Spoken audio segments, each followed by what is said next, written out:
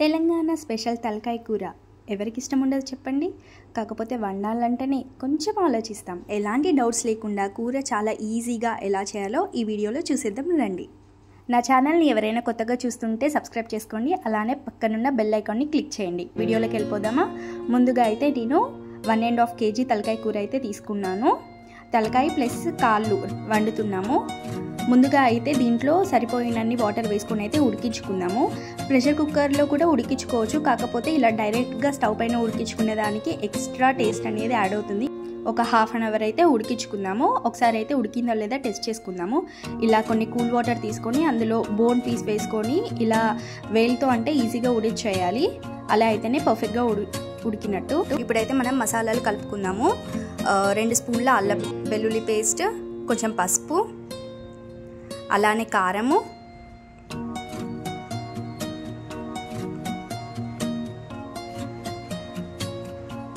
కొంచెం ధనియాల పొడి,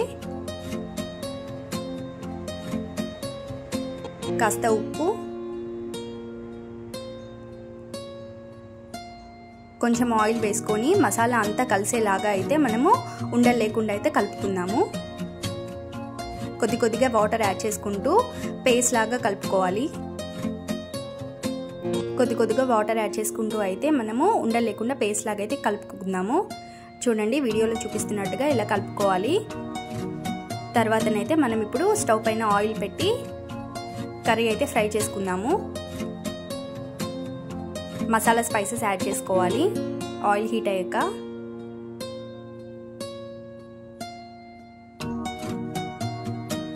ఇలా మసాలాలన్నీ ఫ్రై అయిన తర్వాత ఉల్లిగడ్డ, పచ్చిమిర్చి యాడ్ చేసుకొని అయితే ఒకసారి కలుపుకుందాము.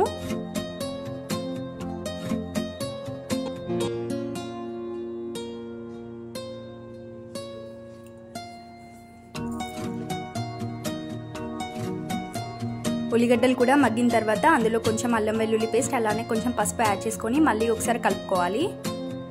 ఇలా కలుపుకున్న తర్వాత మనం పక్కన తీసి పెట్టుకున్న ఉడికించుకున్న తలకాయ పీసెస్ ఉన్నాయి కదా, సూప్ లేకుండా ఓన్లీ పీసెస్ మాత్రమే వేసి ఆయిల్లో బాగా కలుపుకుంటూ ఫ్రై చేసుకోవాలి.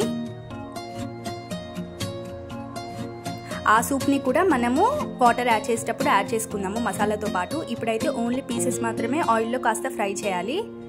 మూత పెట్టుకొని ఒక 2 minutes అట్లా ఫ్రై చేసుకుందాము. ఇదేనని మనం పక్కన తీసి పెట్టుకున్న సూప్. దీంట్లో మనం కాస్తంత ఉప్పు వేసుకొని కూడా తాగొచ్చు, పెప్పర్ యాడ్ చేసుకొని. చూడండి, ఇలా ఫ్రై అయిన తర్వాత మనం ముందుగా కలిపి పెట్టుకున్న మసాలా పేస్ట్ ఉంది కదా, అది యాడ్ చేసుకుందాము. ఎప్పుడు చేసేలా రొటీన్గా కాకుండా ఇలా కూడా ఒకసారి ట్రై చేయండి, చాలా బాగుంటుంది టేస్ట్.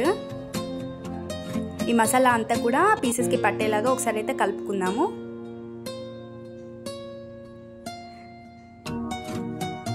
తర్వాత మనం పక్కన తీసి పెట్టుకున్న సూప్ ఉంది కదా, ఉడికించుకున్న సూప్, ఆ సూప్ కూడా యాడ్ చేసుకుందాము.